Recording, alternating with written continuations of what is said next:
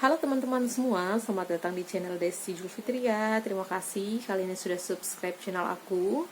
Terima kasih kalian yang sudah selalu mampir di video aku. Dan bagi teman-teman yang baru pertama kali mampir di video aku, jangan lupa klik tombol subscribe-nya.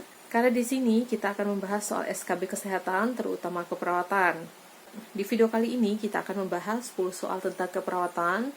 10 soal ini adalah soal-soal tentang undang-undang keperawatan, kemudian tentang praktik keperawatan mandiri dan peran perawat. Baiklah, sebelum kita mulai, jangan lupa untuk like video ini dan siapkan kertas kalian jika kalian ingin mencatat jawabannya, dan jangan menyontek.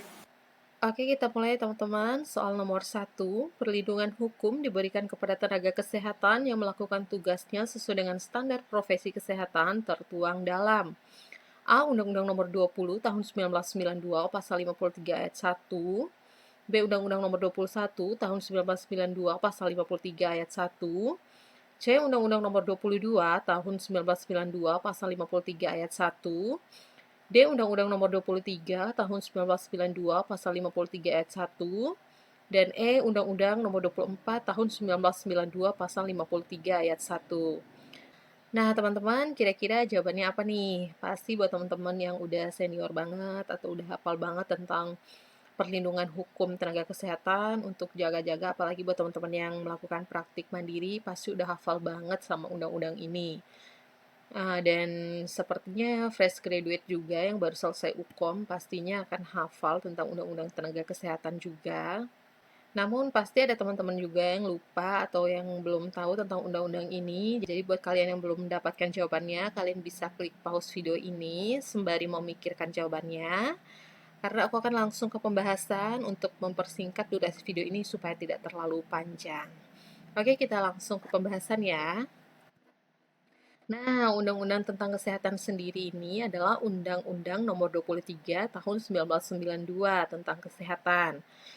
Dan pada pasal 53 ayat 1-nya berbunyi, tenaga kesehatan berhak memperoleh perlindungan hukum dalam melaksanakan tugas sesuai dengan profesinya. Jadi jawaban benar untuk soal nomor 1 ini adalah option.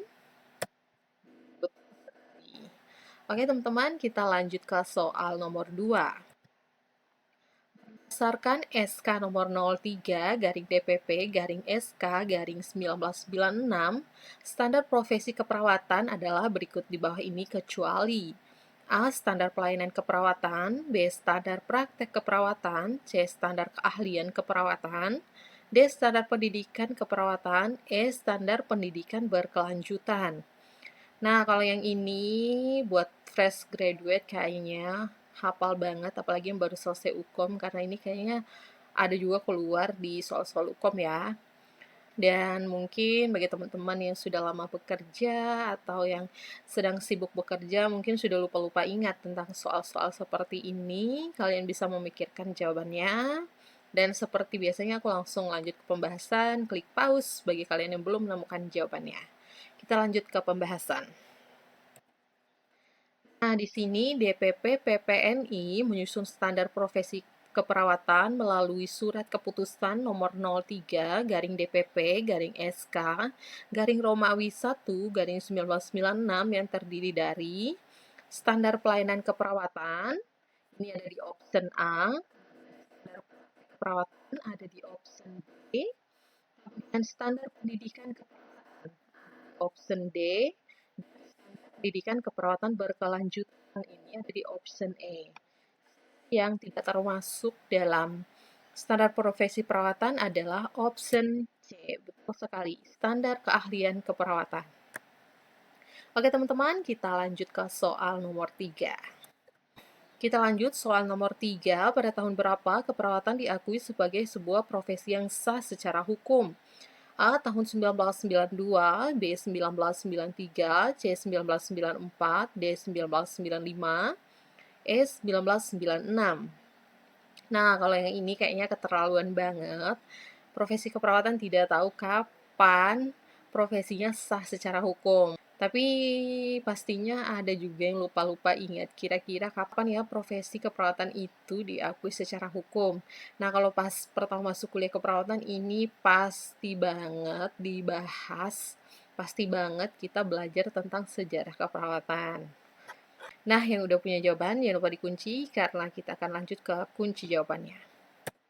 Nah, jawaban benarnya adalah 1992. Pasti mayoritas teman-teman benar tentang soal nomor 3 ini. Kita lanjut ke soal nomor 4. Yang diperlukan agar seorang perawat dapat melakukan praktik keperawatan mandiri adalah ASIP, BSIK, CSIPP plus SIP, DSIP plus SIPP, ESIP plus SIK plus SIPP. Nah, buat teman-teman yang sudah melakukan praktik keperawatan mandiri, pasti udah pernah mengurus dan tahu banget apa aja sih yang diperlukan, surat-surat yang diperlukan untuk melakukan praktik keperawatan mandiri. Nah, buat teman-teman yang udah punya jawaban, jawabannya dikunci, karena aku akan lanjut ke pembahasan. Oke, jadi jawabannya adalah option E, SIP, SIK, dan SIPP jika kalian ingin melakukan praktik keperawatan mandiri. Nah, syarat ini berdasarkan Keputusan Menteri Kesehatan Republik Indonesia nomor 1239 garing Menkes garing SK garing Romawi 11 garing 2001 tentang registrasi dan praktik perawat dan terdapat pada bab 3 perizinan pasal 8. 2. Perawat yang melaksanakan praktik keperawatan harus memiliki SIP. Nah, atau berkelompok harus memiliki SIP surat izin praktik. Kemudian pasal 9 ayat 2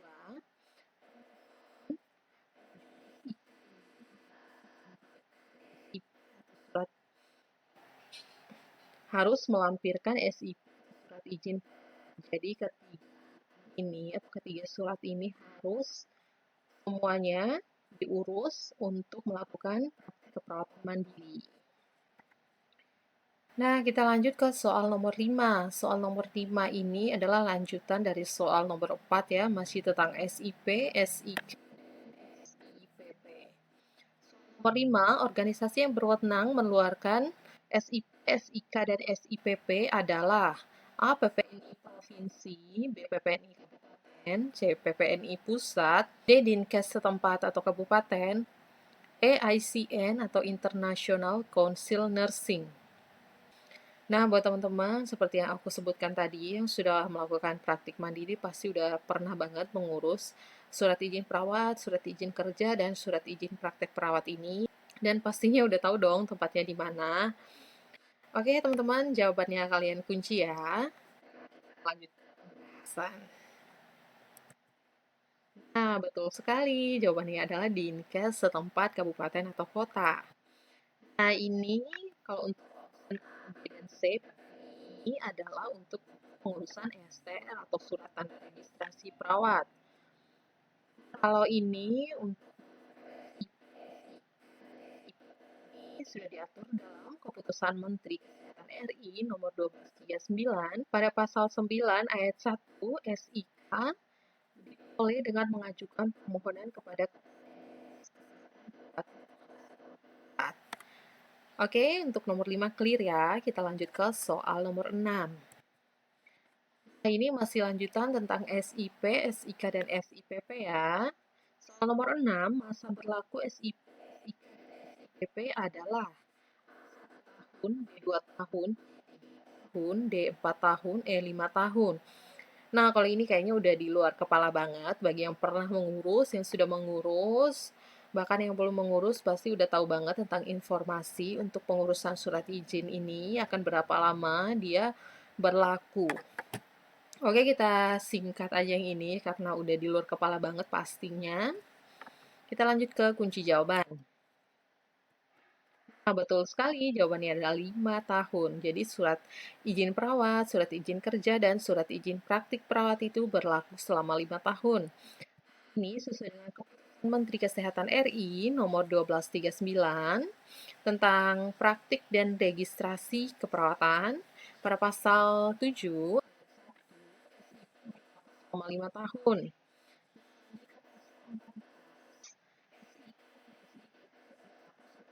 SIP belum habis masa berlakunya. Jadi SIK dan SIPP akan berlaku sepanjang SIP ini berlaku 5 tahun. Oke, kita lanjut ke soal nomor 7. Di bawah ini termasuk peran perawat kecuali A. Peran sebagai koordinator, B. Peran sebagai edukator, C. Peran sebagai kolaborator, D. Peran sebagai konsultan, E. Peran sebagai kontribusi.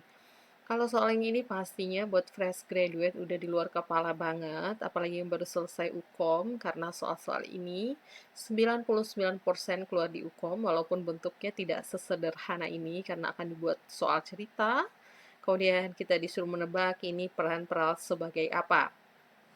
Nah, buat teman-teman yang sedang bekerja atau sedang sibuk di rumah sakit, mungkin udah lupa-lupa ingat tentang peran kita sebagai perawat. Jadi, buat teman-teman yang masih mau mengingat-ingat jawabannya apa, kalian bisa klik pause karena aku akan langsung seperti biasanya ke kunci jawaban. Oke, jadi kunci jawabannya adalah option E, perawat sebagai kontribusi. Nah, di sini ada pembahasannya. Peran perawat menurut Konsorium Ilmu Kesehatan tahun 1989, ini terdapat dalam buku Hidayat tahun 2008, terdiri dari yang pertama peran perawat sebagai pemberi asuhan keperawatan. Yang kemudian yang kedua peran sebagai advokat pasien, kemudian peran sebagai edukator, ini ada di option B, kemudian sebagai koordinator, ini ada di option A, laborator, ini ada di option C, konsultan ada di option D, baru. Jadi, peran sebagai kontribusi ini tidak termasuk dalam kita sebagai profesi keperawatan. Oke, nomor 7 udah clear, kita lanjut ke soal nomor 8. Yang bukan termasuk merupakan fungsi legislasi keperawatan adalah A. Memberi perlindungan kepada masyarakat terhadap pelayanan keperawatan, B. Mengatur kewenangan untuk menjalankan praktek medis secara perorangan, C. Memberi kejelasan batas kewenangan setiap kategori tenaga keperawatan, D. Menjamin adanya perlindungan hukum bagi perawat, E. Meningkatkan profesionalisme tenaga keperawatan.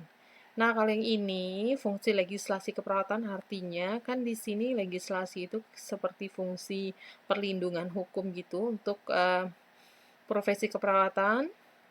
Jadi kira-kira jawabannya apa nih teman-teman untuk option A, B, C, dan E yang bukan termasuk dari fungsi legislasi keperawatan ini? Karena ini soalnya rada panjang, kalian bisa membaca-baca dulu. Buat kalian yang belum menemukan jawabannya, seperti biasa kalian bisa klik pause karena aku akan langsung ke kunci jawaban untuk mempersingkat durasi video ini. Jadi, di sini pembahasannya adalah fungsi legislasi keperawatan. Itu terdapat 6. Antara lain, yang pertama, memberi perlindungan kepada masyarakat terhadap pelayanan keperawatan yang diberikan. Ini option A. Nomor 2, memelihara kualitas pelayanan keperawatan yang diberikan. Ini tidak ada di option A, B, C, maupun D. Kemudian yang ketiga, memberikan kejelasan batas kewenangan setiap kategori tenaga keperawatan. Ini ada di option nomor C. Keempat, menjamin adanya perlindungan hukum bagi perawat. Ini ada di option D. Dan poin yang kelima, memotivasi pengembangan profesi. Ini tidak ada di option A maupun E. Kemudian yang terakhir adalah meningkatkan profesionalisme tenaga kesehatan. Ini ada di option E. Masuk dalam fungsi legislasi keperawatan adalah option B. Karena di sini adalah mengatur untuk menjalankan praktek medis. Di sini medis artinya untuk tenaga dokter.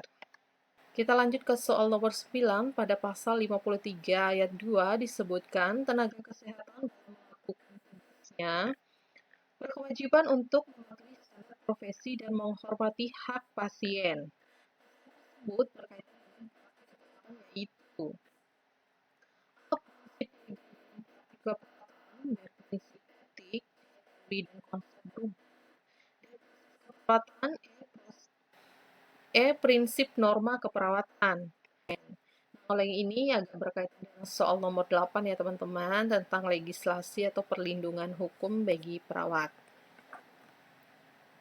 Oke, buat kalian yang sudah menemukan jawaban, kalian bisa mengunci jawaban kalian karena kita akan lanjut ke pembahasan. Yap, jadi jawaban benarnya adalah option A, prinsip legal dalam praktik keperawatan. Nah, sini aspek legal atau yang disebut dengan dasar hukum praktik mengacu pada hukum nasional yang berlaku di suatu negara. Ini hak publik. Hak publik di sini misalnya undang-undang termasuk melindungi hak publik dan melindungi hak. Nah, hak publik sendiri ini maksudnya adalah menghormati hak pasien. Untuk hak keperawatan yang di sini disebutkan artinya melindungi hak kita sebagai tenaga kesehatan yang sudah melakukan kewajiban kita untuk yang sudah melakukan prosedur sesuai dengan standar profesi kita. Jadi untuk soal nomor 9 clear ya teman-teman. Kita lanjut ke soal nomor 10. Ini adalah soal terakhir yang akan kita bahas dalam video ini. Soal nomor 10, undang-undang yang mengatur tentang keperawatan adalah A. Undang-Undang nomor 36 tahun 2009, B. Undang-Undang nomor 44 tahun 2009, C. Undang-Undang nomor 29 tahun 2004, D. Undang-Undang nomor 38 tahun 2014, E. Undang-Undang nomor 24 tahun 2011.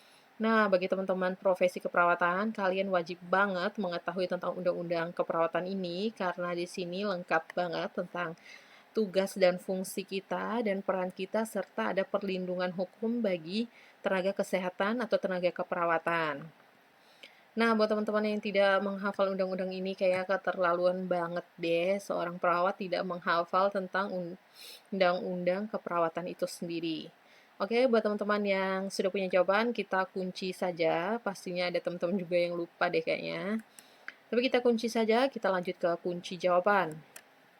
Jadi Undang-Undang tentang Keperawatan adalah Undang-Undang nomor 38 tahun 2014. Jadi option jawaban benar untuk soal nomor 10 adalah option D.